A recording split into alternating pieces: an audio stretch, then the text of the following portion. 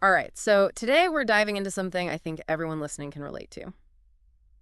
What to do if you've lost your Android phone. Oh, yeah, that sinking feeling. Exactly. And you know what's interesting is there's actually a lot you can do even if your phone is offline, like completely off. Yeah, that's right. There's some pretty impressive tech out there now. Which is why we're doing this deep dive, because I Yeah, think a lot of people would be surprised by how much is actually possible and how much control you have. absolutely. It's funny because our phones have become like these extensions of ourselves. Totally. We keep everything on them, Mhm. photos, messages, banking info, contacts, work stuff. I mean, the list goes on. And so much of it is sensitive stuff, too. So I, losing your phone isn't just about the inconvenience anymore. right, it can feel like a major security breach. Definitely, which is why I'm glad we're talking about this, because the good news is there's a lot you can do to prepare yourself before you even lose your phone. That's where Find My Device comes in. Okay, so tell me about this. Well, it's a feature built into every Android phone by Google. And it's incredibly easy to set up, like we're talking a couple taps in your settings and you're good to go. So you're telling me that peace of mind is just a few taps away? Pretty much, yeah. It's all Yeah, about being proactive. I like that. So let's say the worst has happened. My phone is gone, Oh. vanished into thin air. What's my first move? Okay, so first, don't panic. Easy for you to say. You grab another device, could be a tablet or even your computer, Okay. and you go to the Find My Device website, you log in with your Google account, and boom, Home. you'll see a map showing your phone's location. Oh, wow. So I can actually see where it is. Yep. In most cases, it's surprisingly accurate. That's amazing. But what if I just think it's lost somewhere in my house? You know that classic lost in the couch scenario? Oh yeah, we've all been there. Yeah. For that, Find My Device has this awesome feature called Play Sound. Play sound, Yeah, it'll make your phone blast its ringtone at full volume, even if it's on silent. even if it's on silent for like 5 minutes straight. That's brilliant. No more crawling around listening for a faint vibration. Exactly. It takes all the guesswork out of it. Okay, but what about the security stuff? What if my phone fell into the wrong hands? That's where those security features really come into play. With Find My Device, you can remotely lock your phone. Oh, wow. So even if someone finds it, they can't access your data.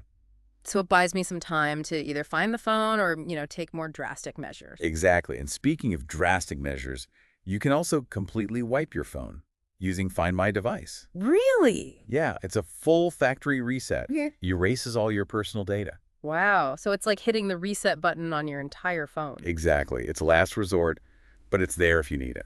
It's reassuring to know that option exists. It's like a digital safety net. Right. It gives you that control back. So we've covered the basics of Find My Device, Yeah, the essentials. but I have a feeling there's more to this story. Oh, definitely. We've only just scratched the surface. Okay, good, because I'm ready for more. This is fascinating stuff. Well, then you're in for a treat. Yeah. Because there are some pretty cool tricks and features that most people don't even know about. Okay, I'm all ears. Let's hear it. All right, so our sources mentioned this pretty cool trick involving Gmail. Gmail. You can actually access Find My Device directly through your Gmail account. Wait, really? So even if I don't have the app handy, I can still track my phone? Exactly, from any computer with internet access. That's so convenient. You log into Gmail, go to the Google Apps icon, then Security, and under your devices, you'll see Managed Devices. Wow. Okay, so it's buried in there, but it's there. It is, and it's a lifesaver if you don't have access to another phone or tablet. And that means I could even help someone else find their Android phone, even if I'm an iPhone user. Exactly. The website is accessible to anyone. That's amazing. Okay, so we've talked about Find My Device, which is Google's thing, but I know some phone brands have their own versions too. Right? Samsung has Find My Mobile. So is that basically the same thing, just with a different name? Well, it has the core features like location tracking, remote locking, and wiping, but Samsung's added some extra bells and whistles. Oh, like, For example, you can retrieve calls and messages remotely. no, that's interesting. So it's like Find My Device on steroids. You could say that. Okay, now this is really catching my attention. I'm reading here about something called offline finding.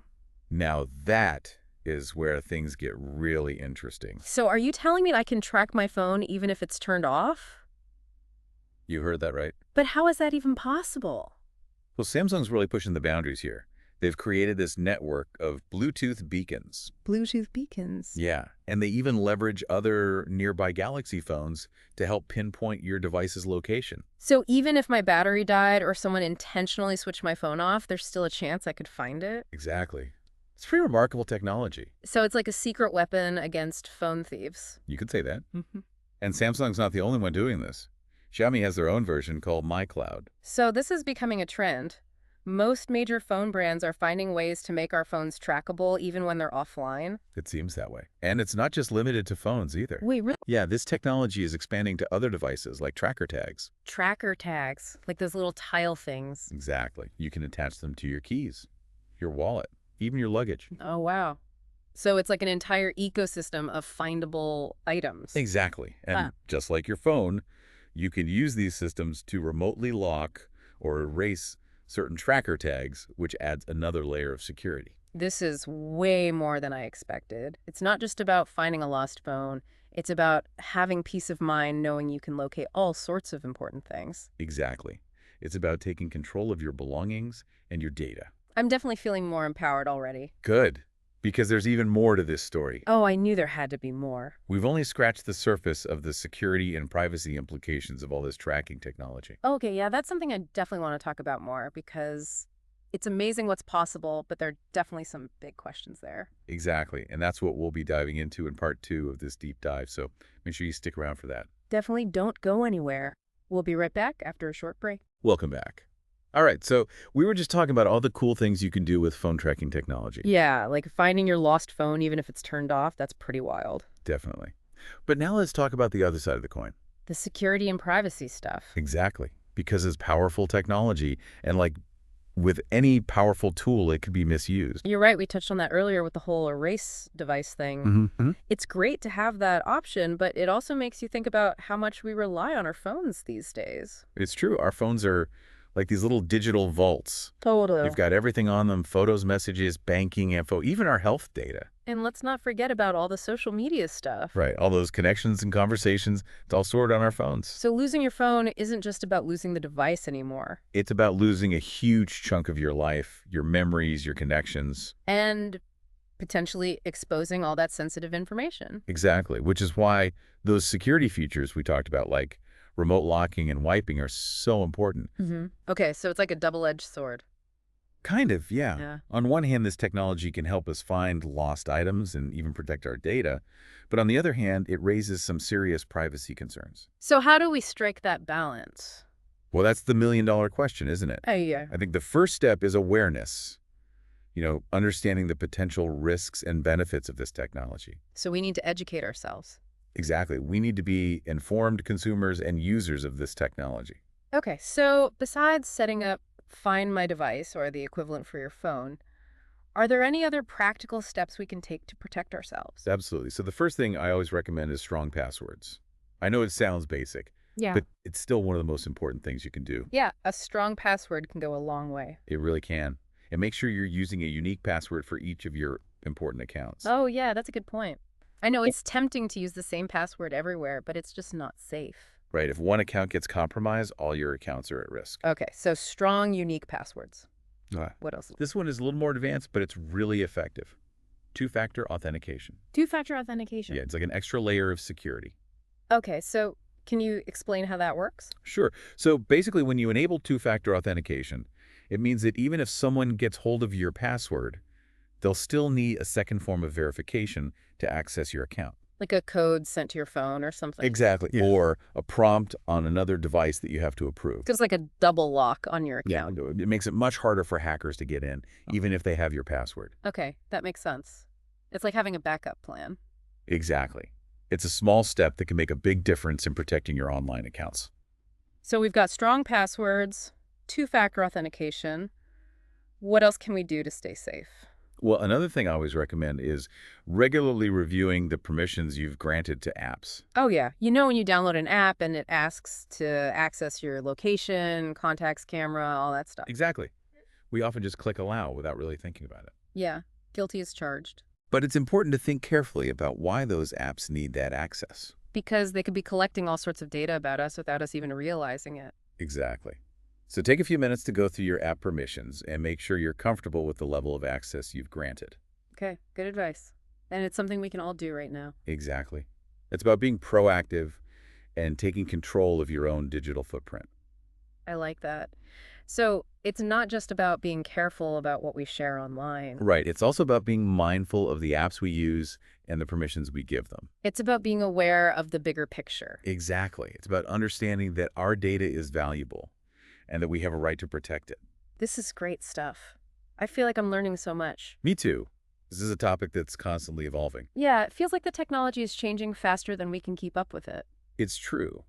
But the good news is that there are steps we can take to stay ahead of the curve. Like we've been talking about today. Exactly. And I think one of the most important things is to stay informed and engaged. So don't just blindly trust that our data is being handled responsibly. Right. We need to be active participants in shaping the future of technology. I love that. So what does the future hold for phone tracking and data privacy? I'm really curious to hear your thoughts on this. Well, that's a big question and one that we'll be exploring in the final part of this deep dive, so make sure you stick around for that. I wouldn't miss it for the world. We'll be right back after a short break.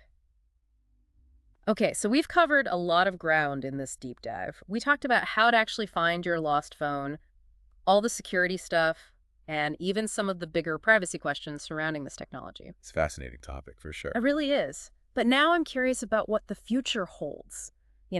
Where's all this technology headed? That's a great question, and our sources actually had some interesting insights on that. Okay, I'm all ears. Well, one of the biggest trends is that this kind of tracking technology is expanding beyond just phones. Really? Yeah. So it's not just about our phones anymore. Nope. We're seeing it integrated into all sorts of devices like smartwatches, fitness trackers, even cars. Wow, so it's like everything is becoming trackable. In a way, yeah, it's like we're creating this whole ecosystem of trackable devices. Which I guess has both positive and negative implications. Exactly. It's a double-edged sword.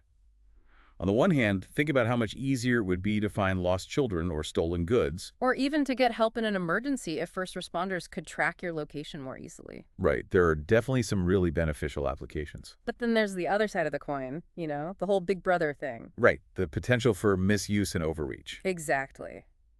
If everything is trackable, does that mean our privacy is basically out the window? That's the big question, isn't it? Mm-hmm. And it's one that we need to be thinking about carefully as this technology continues to evolve. So it sounds like we're on the cusp of a pretty major shift in how we think about tracking and privacy. I think so.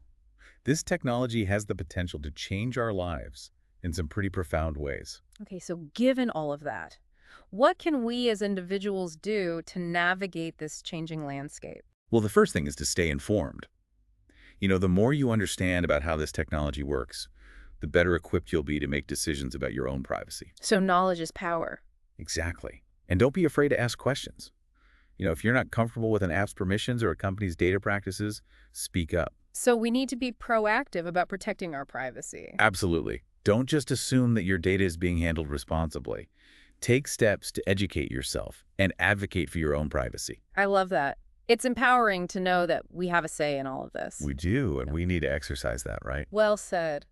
So I think we've covered a lot of really important ground today. We went from the nitty-gritty of finding a lost phone to some much bigger questions about the future of technology and privacy. It's been a fascinating journey. It really has. And I hope everyone listening has come away feeling a little more empowered and informed. Me too. It's all about being proactive and taking control of our own digital lives. Absolutely. So thank you for joining us for this deep dive into the world of phone tracking. It's a complex and ever-evolving landscape, but hopefully we've given you some tools and insights to navigate it with confidence. And remember, even if you never lose your phone, it's good to be prepared. Exactly. So until next time, stay curious, stay safe, and stay empowered.